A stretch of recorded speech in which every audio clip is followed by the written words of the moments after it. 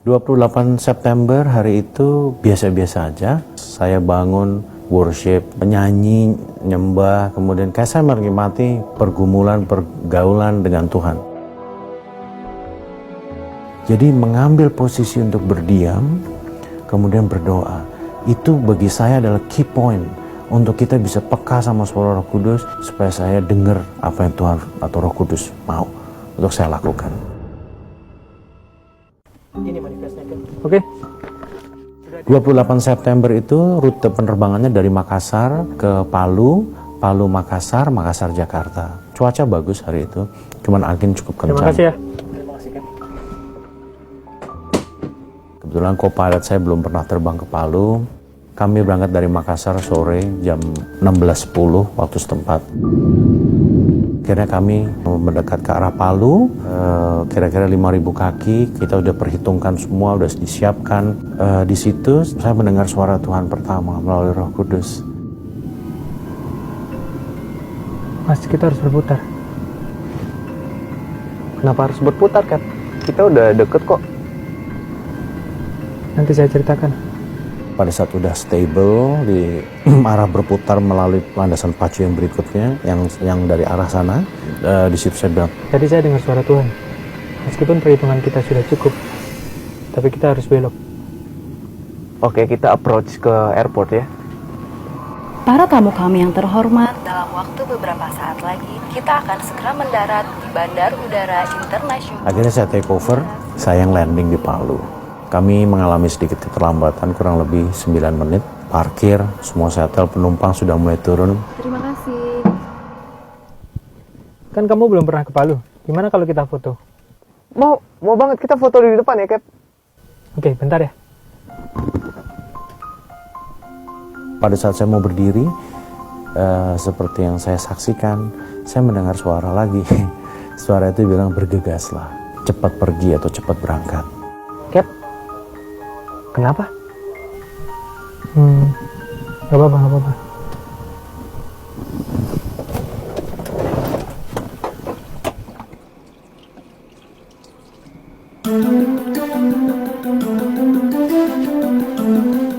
Saya uji nih, ini benar nggak ya? Apa suara saya sendiri, apa bukan? Itu saya diperhadapkan kepada suatu pilihan. Saya mau ikut suara itu, atau mau foto. Mas, fotonya lain kali aja ya. Pas kamu terbang ke sini lagi. Kenapa, Kat? Soalnya saya mendengar suara Tuhan lagi. Kita harus cepat-cepat take off. Oh, oke. Terus akhirnya saya organize everybody, ground staff, catering, cleaner, pramugari. Saya bilang, guys, saya tidak mau delay, kalau bisa before schedule. Tolong proses boardingnya dipercepat ya. Hari itu saya diperhadapkan pada suatu keputusan yang sepertinya simple, tapi dampaknya luar biasa. Kelihatannya, ini kayaknya bukan suara Tuhan apa segala. Orang bisa berpikiran seperti itu. Tetapi hari itu saya diam, saya ngeliat keluar, saya lihat cuaca bagus, semua bagus. Nggak ada sesuatu yang aneh, semua tuh rutin gitu loh. Cuman hari itu yang saya bilang, kalau kita bergaul sama Tuhan, sangat erat. Hikmat itu atau suara Roh Kudus itu akan bicara sebetulnya. Tinggal kita mau ambil atau tanggapi atau tidak. Nanti kita take off di Bravo ya. Oke, Kat. Setelah itu kami mundur, start engine, kami menuju landasan pacu. Jalan ke ujung landasan, kami berputar. Nah, di situ saat kami berputar, saya menyelesaikan semua apa yang kurang itu pada saat saya berputar. Seperti ada yang kendalikan saya untuk membuka power, ya, membuka power 50%, terus kemudian melakukan prosedur yang belum dilakukan secara cepat. Sehingga pada saat mesinnya sudah stabilize di 50%, semua sudah selesai. Ready for departure.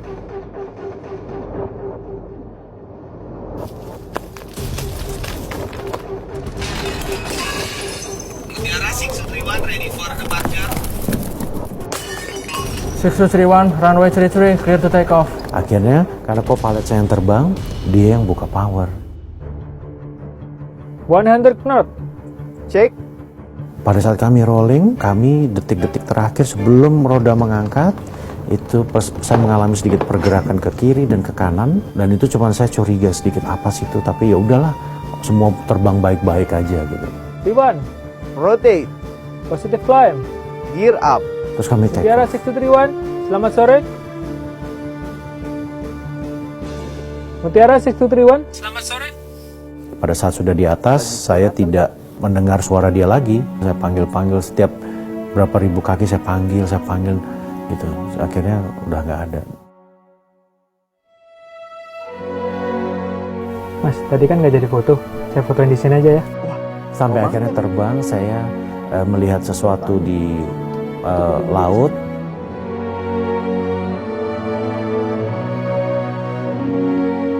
Itu reklamasi pantai kali, Cap. Itu pun saya nggak ngeh. Saya akhirnya capture cuma 12 detik.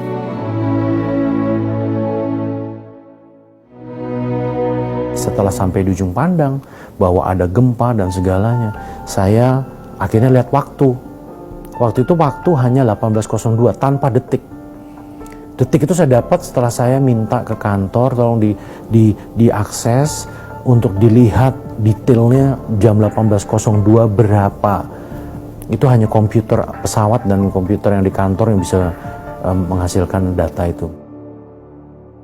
Jadi menitnya adalah 18.02.44, itu 7,4 skala Richter yang menghantam Palu. 18.02.45 7,7 skala Richter, beda 1 detik. Saya lepas landas 18.02.40. Dari 40 itu dibilang saya lift off, artinya saya mulai lepas landas. Itu kira-kira butuh 1, 2, 3 detik untuk benar-benar lepas landas. Jadi God only spare me 1 second.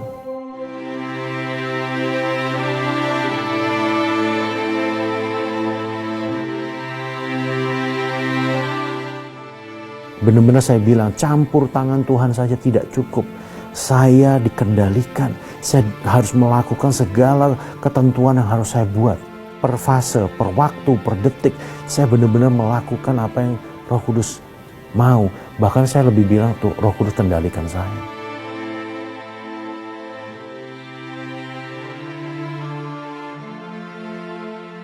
Nah, ini menurut saksi mata yang saya temui, saya tanya. Nah, jadi saya sudah rolling di Alpha, itu sudah mulai gempa, sudah sampai gempanya. Tapi belum dahsyat. Dahsyatnya itu setelah saya angkat roda, dahsyat. Wow, saya bilang gitu. Retakannya cukup lebar karena saya ke ujung landasan, saya lihat itu lebar, cukup lebar, sehingga roda pesawat yang depan bisa masuk. Kalau saya tidak mendengarkan itu, kemudian saya telat, tidak bergegas, disaster itu pasti terjadi. Almarhum Agung, pengatur udara itu, bertugas shift malam. Dia melakukan tugasnya dengan baik, bahkan dengan profesional. Tidak hanya itu, bukan suatu kebetulan dia juga anak Tuhan. Saya melihat bahwa ada integritas Tuhan sama dirinya. Dia bisa aja, saya udah jalan, dia lari. Itu kasih yang Tuhan Yesus ajarin sih, memberikan nyawa kita untuk orang lain. Speechless sebetulnya, I cannot say a word. Saya cuma bisa worship lagi, nyanyi lagi. Itu aku bangga dipakai Tuhan untuk yang kemarin di Palu. Tetapi bukan itu kebanggaanku. Kebanggaanku dan kerinduanku adalah melakukan kehendak Bapakku di surga secara utuh. Once again, itu yang membuat penyertaan Tuhan menjadi nyata. Saya tuh gak bisa ngomong sebetulnya. Di depan publik, di depan media, bingung saya mau ngomong apa. Saya punya pengalaman hidup di belakang-belakang saya yang Tuhan sertai, tapi saya tidak pernah mau bersaksi. Itu kesalahan saya. Kemarin pun saya sebenarnya menolak untuk bersaksi.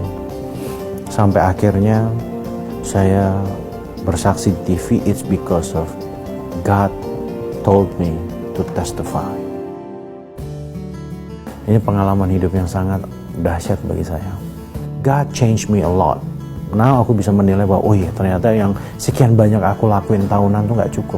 It's not enough. It's not enough by mean bukan kepada Tuhannya ya, tetapi I need to do more. Karena banyak orang akan binasa begitu saja di sekitar kita tanpa mengenal Kristus. That's why aku dikasih suatu pengalaman ini yang membuat aku seperti dicambuk berkali-kali. Lebih dahsyat cambuknya untuk aku berjalan, menyampaikan kebenaran tanpa rasa takut, tetapi harus dengan rasa kasih, seperti Kristus mengasihi manusia seluruhnya. Tuhan Yesus itu penyertaannya dahsyat. Once kita percaya kepada Yesus Kristus, Roh Kudus itu akan hinggap dan bertahta di hati kita, yang akhirnya membuktikan dan mendemonstrasikan kuasanya sehingga 148 penumpang dan pesawat dan saya diluputkan.